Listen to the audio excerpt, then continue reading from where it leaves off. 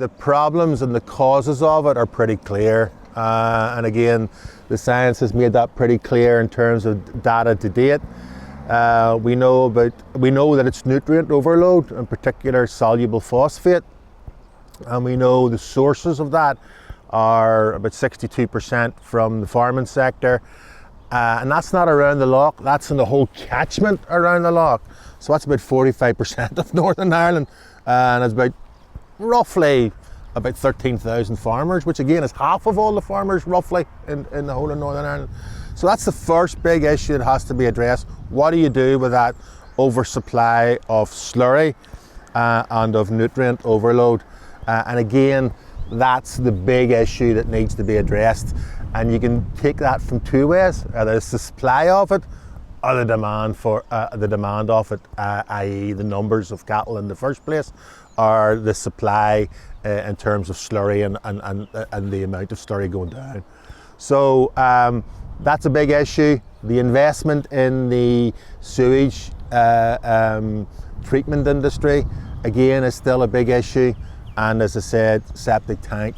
Other alternative solutions are, again, looking at aerobic digestion, which really we should have been looking at a long time ago, maybe 20 years ago, in terms of trying to fix that amount and supply that we get. But we also know there's issues of climate change, and there's issues of the lough being more clear in terms of the effect of zebra mussels. There are things we probably don't have that much control over it. And then the other big issue is policing as well, policing of the river systems and policing of pollution incidents and policing of nutrient overload incidents, and slurry, putting slurry out the wrong time.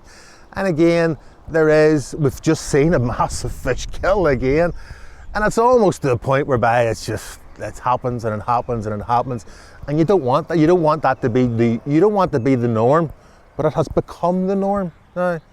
And you don't want to live in a society where it's normal for river systems to be regularly and constantly undergo massive pollution incidents. That's just not the world we or our kids want to live in, Like all things, it's a balance, and there's no easy answers and there's no easy solutions.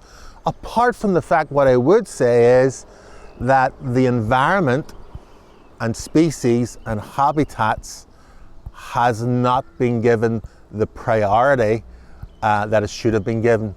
So what I am arguing for is, if there's a cake, and the cake has mainly been about 3/4 economic development, I think that's the wrong. I'm only using that, say 3/4 to 1/4. It's probably not that. I would say it's maybe 90% to maybe 10%.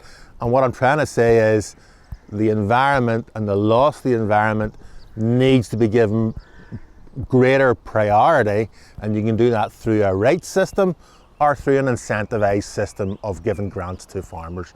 But without a doubt, we're out of kilt, and it can't go on forever.